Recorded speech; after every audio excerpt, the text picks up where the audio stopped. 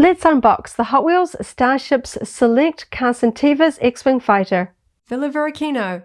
If it's Star Wars, we collect it.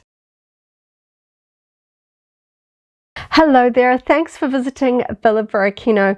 During a recent check around my local mall, I came across a recent wave of Hot Wheels Starship Select Star Wars vehicles. So I was able to pick up 4 from that wave that were missing from my collection. Very, very exciting. I have opened up 2 of those already, Ahsoka Tano's T6 Jedi Shuttle and the Naboo Starfighter. Next up we have Carson Teva's X-Wing Fighter. The 4th one in that wave is the very colourful prototype version of the Imperial AT-AT Walker.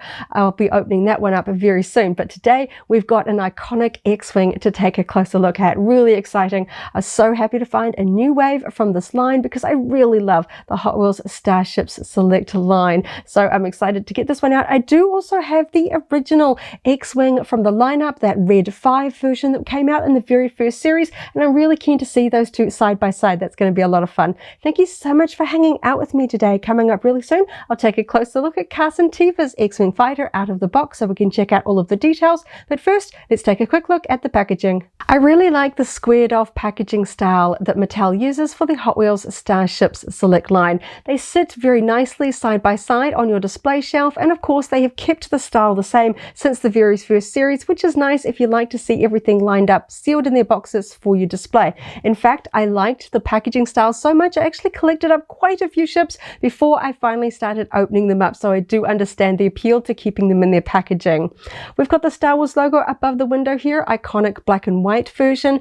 Underneath the window we have the ship name. This one reads Carson Teva's X-Wing Fighter, and of course we have the Hot Wheels Starships Select logo there. A really nice big window here on the front that wraps around on the left and right sides, of course, and I really like the pose on this X-Wing, sort of flying up towards the top right here, and we even have the wings open in attack position, which is really nice. Now we don't have a window at the top to let in more light, but we can see it's pretty well lit there just from that big front window, and on the top we have some really fun printed graphics. The right side of the top is always where we find the faction logo. This one of course is the New Republic. Looks like the Rebellion one, but we have these little extra stars around the outside there, and on the left we have a black and white blueprint style artwork there of the X-Wing as seen from above. On the top cardboard hanger we have the number for this particular ship, number 28, and again we see the name there, Carson Teva's X-Wing Fighter. Moving on to the back, we have a nice image here of the ship on the display stand, which is currently tucked in on the underside of the box. We can see we have a ball-shaped attachment point which lets us rotate the ship 360 degrees, which is great for getting a few different poses while on display. And we also have a picture here of the ships included in this particular series lineup. We have a reissue of the Millennium Falcon, we have the Naboo Starfighter, a new entry in the line, Ahsoka Tano's T6 Jedi Shuttle, also a new entry, and a bit of a reissue, this time the colourful prototype version of the Imperial AT-AT Walker. I have opened up this one and this one, and I'll be opening up this one very soon as well. I do have this one opened up from the earlier assortment, so I'll have that one linked down below in case you haven't seen that one as well. Some really cool ships in this particular series, so I was really excited to find it stocked locally here in New Zealand.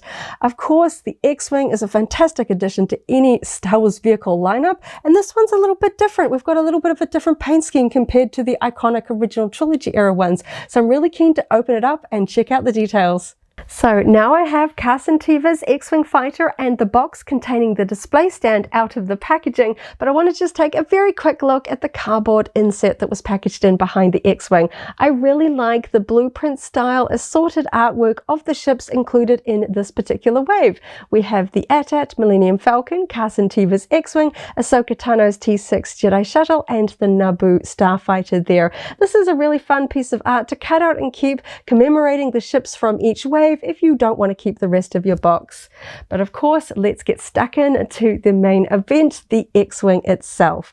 So this is a metal die-cast vehicle, but for safety reasons, because it is a toy sold in the toy store aisle, we do have some safety precautions, especially because we have some very narrow pointed parts of the iconic X-Wing, and you can probably see what I'm talking about. This particular laser cannon here in the front looks a little bit droopy. It is leaning down a little bit at the tip because, as I can show you, these are quite rubbery. To be honest, when I think about sort of making things in plastic for safety reasons, sometimes I think of sort of plastic that's brittle, but these are very bendy, and unfortunately it can give it a bit of a softer appearance, and in this particular case it looks a bit, I hate to say it, a bit droopy. It also unfortunately stands out because of 4 examples of the laser cannons on the wings here. This is the only one that has this pale blue paintwork that kind of spirals around here at the base. So it's kind of unfortunately highlighting it because it does stand out compared to the other 3. And unfortunately that is the one that has the most droop. It's not severe. It hasn't been like pressed down in the box, but it does just look a little bit sort of leaning down. I can kind of correct it because it is so sort of bendy. So I'm hoping that maybe over time it'll just straighten out because it's been, you know, maybe a bit lent when it was in that clear plastic tray inside the box. I'm hoping maybe a bit of a breath of fresh air and it'll relax itself and sort of straighten out with time. The other plastic component that of course we can see is the pointed nose. It is attached more along the underside because if you do sort of press down on it, you can see that I can kind of create a little bit of a gap there. So again, designed for safety because this is a bit of a pointed narrow section. So if kids are playing with their vehicles, if they hit themselves or someone else, it's just going to bend instead of sort of causing harm there. So I do understand it.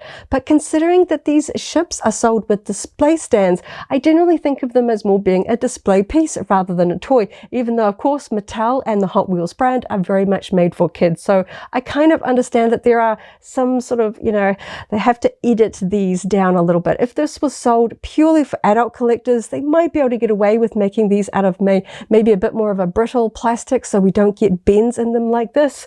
But yeah, I know that Mattel of course are going to make them as toys and they have to make allowances for children there. So a little bit of a shame if that really does bother you. I do think they could be a little bit thinner if they were made out of a harder plastic, but otherwise, I'm trying not to think about that one too much. I'm hoping it'll just soften up a little bit. Of course, I could always sort of pose it looking at it from the other side as well there. Now, of course, this isn't the first X-Wing in the Hot Wheels Starships Select line. The very first assortment included Luke's Red 5 iconic X-Wing from the original trilogy. There is also a Red 3 that sadly I've never been able to find here in New Zealand. And we also have Poe Dameron's X-Wing, which is a little bit different from the sequel trilogy. So I really like when I am able to sort of slightly army build different ships that sort of have slight differences. It's something different to getting a whole bunch of TIE fighters lined up. And don't get me wrong, I love seeing TIE fighters sort of all together.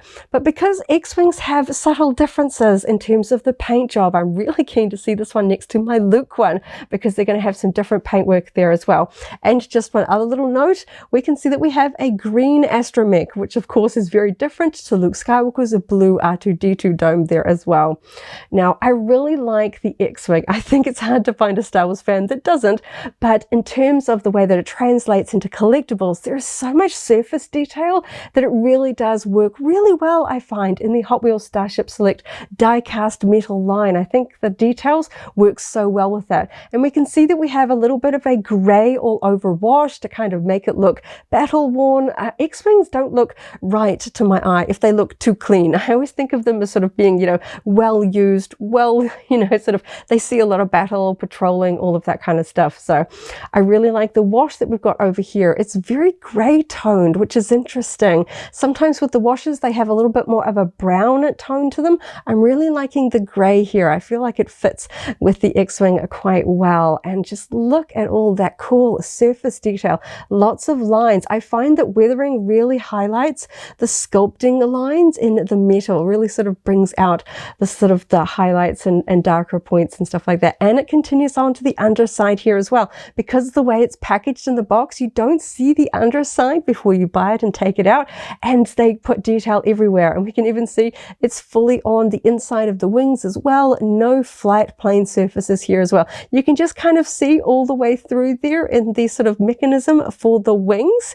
So let's test that out. Yep, we just press it and we can close them all the way up. They're a little bit wider on this side compared to that side. If I sort of squeeze it closed, I can get a full tight one.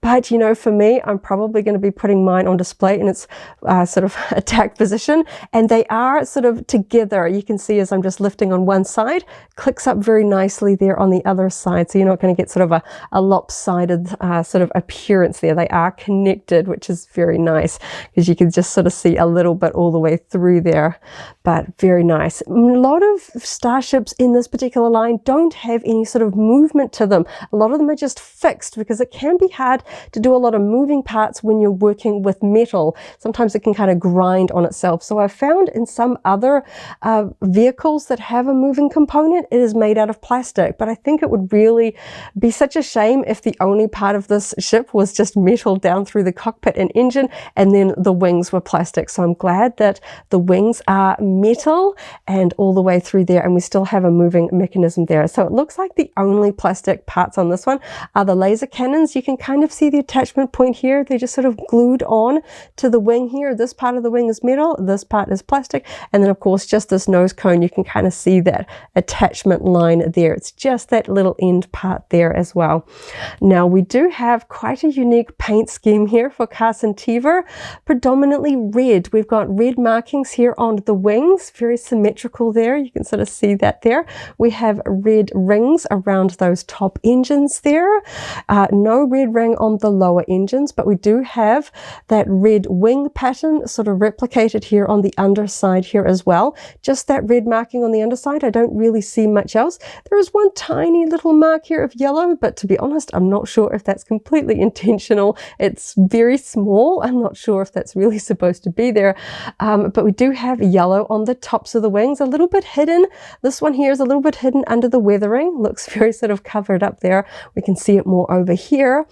And then of course we also have yellow around the nose, and we have the red markings down the side a little bit there, just underneath the cockpit as well, and also on the same side. This one doesn't have red under the cockpit, a little bit asymmetrical in terms of that main body paint there, but that yellow does go on both sides there, kind of faint there. But again, I don't think of sort of shiny, clean paintwork on X-Wing, so that works really well.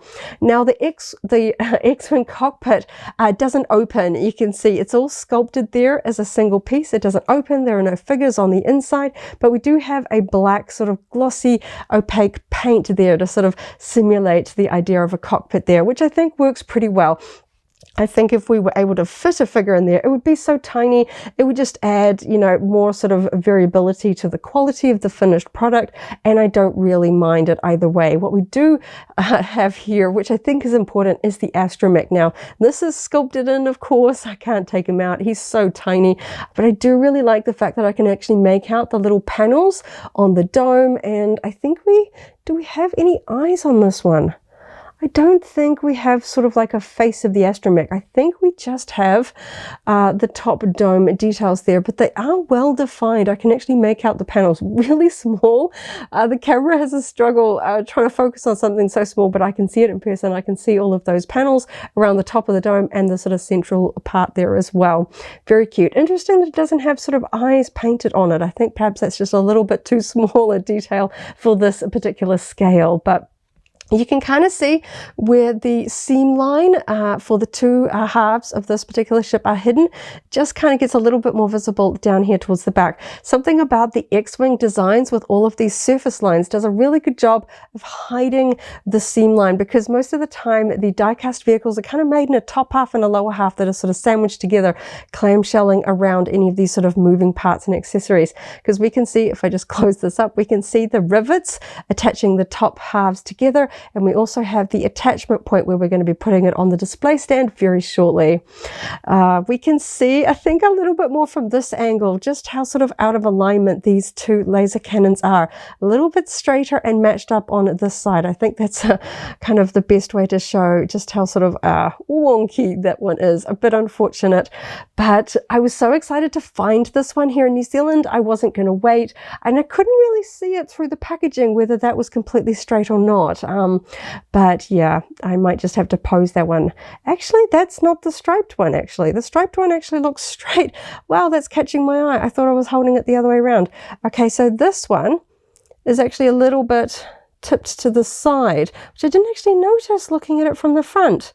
It's a little bit more subtle. This one, which I thought looked a little bit droopy, is actually fairly straight compared to the other one. Oh, that's interesting. Okay.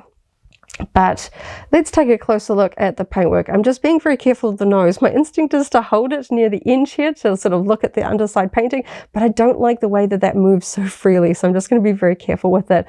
So the weathering on these ones can be quite varied. Sometimes you find ones with like a little bit heavier, a little bit lighter, and on the underside of this one I can see some patches that look maybe sort of wiped a little bit, which is a bit of an interesting technique. I can see some sections here that kind of look like they've been sort of swiped against something. Perhaps they're sort of doing a bit more of a sort of a brush stroke here, and this section here looks a lot cleaner compared to the other side, and we've got a little bit of a sort of a left and right weathering going on this underside section is here. Very heavy around this section here, a lot lighter, a little bit sort of lighter in the touch on this side there as well. You can just make out the Hot Wheels sort of swoosh logo there and the number stamp there for this particular ship there, and the Lucasfilm stamp is on the other side. Very subtle, just right underneath the red paint there as well. So quite interesting in terms of the variance in the paint on the underside, which I of course couldn't see when it was in the store. But I do like the fact that the grey weathering continues on the plastic, has a slightly different sort of finish to it, because it's not the sort of the dull paint. It still has a little bit of a shiny finish because of the texture and sort of surface of the plastic used for the laser cannons. So the paint, the weathering doesn't quite look like weathering, but I like that it does kind of tone in with the rest of it there. And we can see that the weathering sort of continues around on those side edges. A lot of a sort of grey splodge here, but again, it kind of fits. Weathering's not going to be completely even and completely balanced. You're going to get blast of fire and weathering on different sections, so I can kind of, you know, account for that, and we can sort of see some of the variants. We've got grey here, a little bit cleaner on this side. We can see that we have grey painted around the ends of the engines there, and that iconic sort of pink color there on the inside.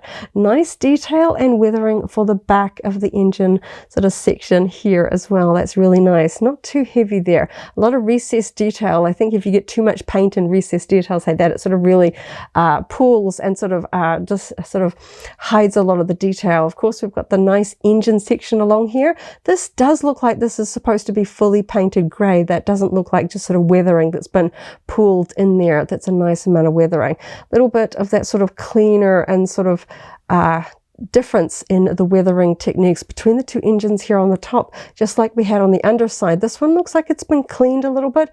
That one looks a little bit more weathered, and then we kind of have that same thing going on here on the top, where this looks a little bit more sort of even and a little bit of a lighter touch, and over here it looks like it's been heavier and then sort of washed off a little bit. But again, it doesn't look like a mistake. I think that's what really bothers me about weathering, is if something looks like it dropped off a paintbrush and sort of landed and wasn't cleaned up, or like I have seen fingerprints, unfortunately, in some collectible weathering, when you realize that somebody's been holding it while it's been, you know, sort of not quite dry, and then you've got this sort of a little fingerprint forevermore. Those are the things that really sort of draw my eye in a negative fashion.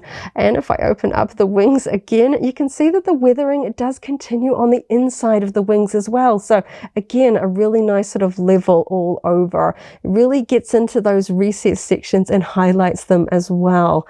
That's really nice to see. It's interesting to see just how unique all of these ships end up looking. And if you are lucky enough to live in a place, say the United States, where perhaps your toy stores stock more items and you can actually see multiples alongside each other, you would be able to see the surface texture weathering because of the way that they're packaged in the box about that position. So you'd be able to see the top surface at least and see if there is a particular weathering finish that you like better than others. You can kind of pick and choose. I just had the one, and thankfully This isn't the worst I've seen in terms of, Star Wars collectibles. I don't mind this weathering at all. It's just interesting that it's kind of heavy in some patches and lighter than others, but overall, it looks like it's all been done at the same time. Sometimes, unfortunately, sometimes you come across a collectible and it looks like one side was painted by somebody that was different, used a different technique to the other side, and it looks quite stark. At least this all looks, it's kind of unevenly weathered, but then that's kind of realistic. So it's kind of, it's all just subjective. I don't mind this kind of weathering. Some people may find it looks a little heavy because I have seen, in some of the other ships in this line, a little bit of a lighter touch when it comes to weathering and stuff like that. I do like the colors on the nose. I think that that's kind of nice. It's muted tones, not a bright red.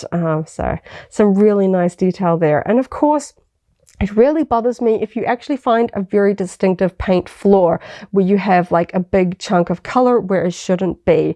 It's obvious that it's a paint flaw. And apart from that tiny, tiny little yellow dot there on the underside, which again, I'm not entirely sure if that is actually a flaw or whether that's actually supposed to be there. It's right on the underside. It's very minimal. We don't have like black running off the cockpits or anything like that. We don't have a really badly painted astromech dome or anything like that. The rings around the engines look really tidy, and we've got a tidy pink engine sort of glow there as well. So overall, really happy with this one. I like the way that the wings move. I like just the overall vibe of this one. A little bit, of course, I had to mention just the little sort of wobbles with regards to these very rubbery laser cannons there, and I kind of wish they weren't made out of this plastic. It feels very much like it's, kid safe, and I'm an adult collector, so that's not what I'm looking for necessarily, but I really, really like the Hot Wheels Starship Select line by Mattel, and they stocked so widely internationally, which I am always a big fan of as an international collector. It's always frustrating when a toy company launches a new Star Wars line and it's very hard to get a hold of. So Mattel and the Hot Wheels brand are so easy to find for fans around the globe. Really happy to see Star Wars into that lineup because it means that fans can get their hands on it easily. But anyway, let's get it on its display stand so we can really see how the thing all looks up. So of course, what I love about this line as well is the fact that it comes with display stands. It really adds an extra element to this piece for collectors. So we've got two pieces inside the box that was tucked in the underside of the packaging. So we'll get these pieces out. We've got the base wrapped up in tissue paper, and we have the main sort of Y-shaped stand piece there with that ball-shaped attachment point. So we can see that we have the base. You can see the logo there through the tissue paper because, of course, we have this really pretty metallic silver printing there, and the tissue paper just helps avoid it getting scratched. So really nice logo here. Of course, we have the iconic Starbird, which we first saw as the Rebellion symbol, now as the New Republic symbol there with the stars around the outside. And we have the name X-Wing Fighter. Doesn't say Carson Teva's X-Wing Fighter. It's a little bit long.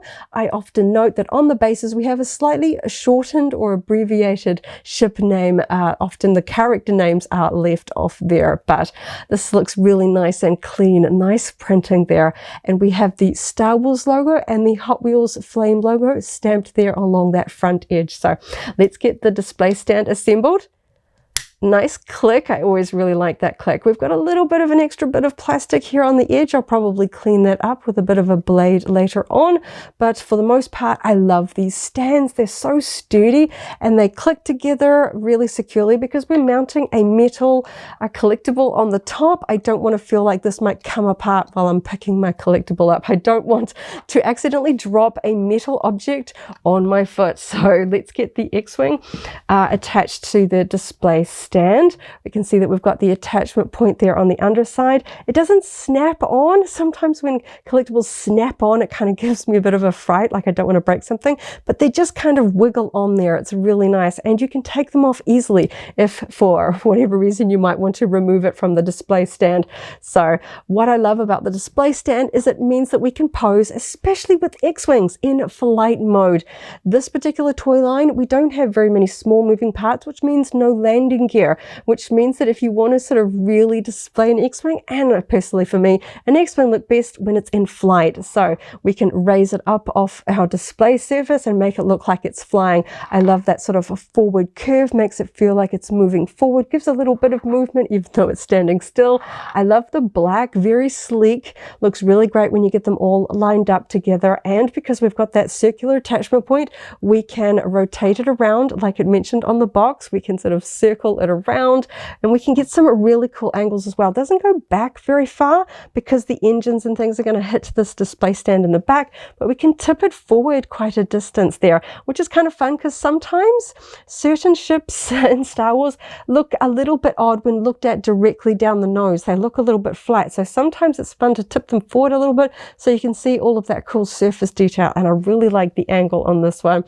Probably going to pose it a little bit something like that. And now that I have it on its display stand looking a little bit more forward, the shape on those laser cannons, I don't notice it quite as well because I've kind of tipped them down. So the fact that this one was already drooping down a little bit is kind of lost in the angle there. Can kind of see this one's not quite as aligned, but once I've sort of splayed them apart and sort of added in a little bit more of a downward angle like that, it's not really drawing my eye quite as much. So now that I have it on the display stand, I want to take a quick look of it side by side with Luke's X-Wing. So this one's Carson Teva. This one is Luke Skywalker's one, Red 5, as it is noted on the packaging.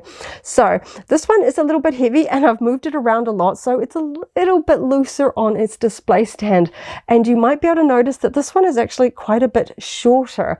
So I've noticed that in the first wave of the Hot Wheels Starships Select line, in particular, the X-Wing and the TIE Fighter stands are shorter than they were in later releases. So I was fairly certain, but now of course I can see them side by side, that this one is the original short version and this one, being a more modern release, has the taller stand.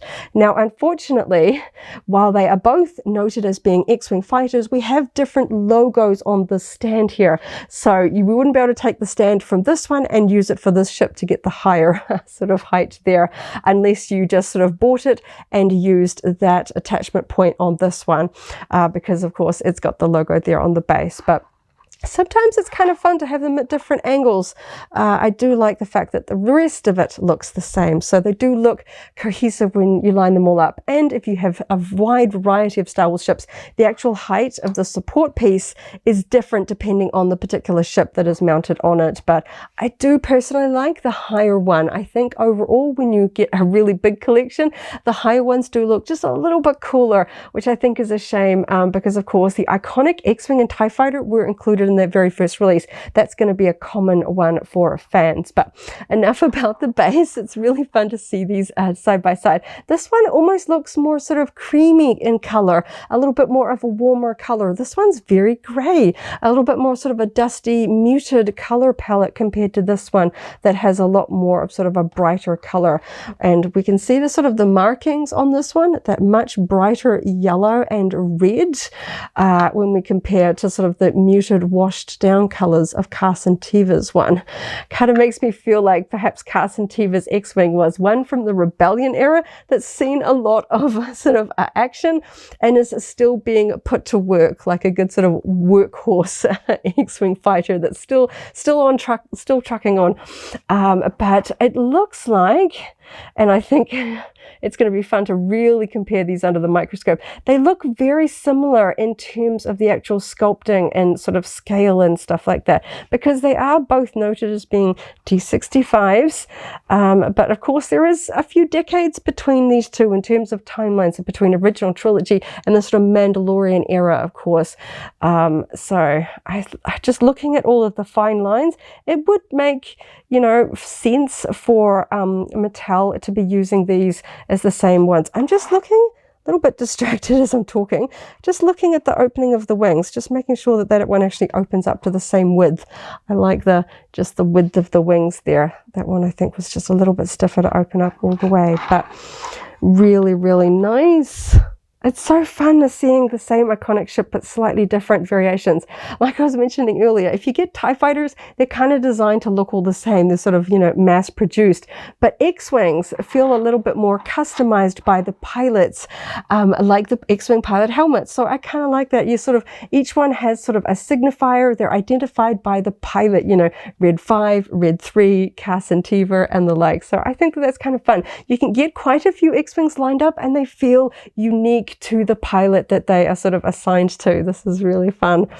And I'm just so happy because I don't have Red 3 in my collection. Frustratingly, that was one of the ones that never made it to New Zealand. And now that I have these two, I'm going to be even more driven to track that one down online so I can add it to my collection, because I consider myself to be sort of a rebel girl. I'm a little bit more aligned to the light side and the rebellion and the New Republic in terms of sort of allegiances. So I really like things like the X-Wing, and I kind of want to have a little bit of a rebel X-Wing, a squadron lining up here. I know different timelines, but I think that they look really cool together and interesting to see. You can see this one also has the issue of sort of the rubbery laser cannons there. This one's the same sort of wobbles there, but it doesn't look too bad in terms of how straight it looks after all this time there.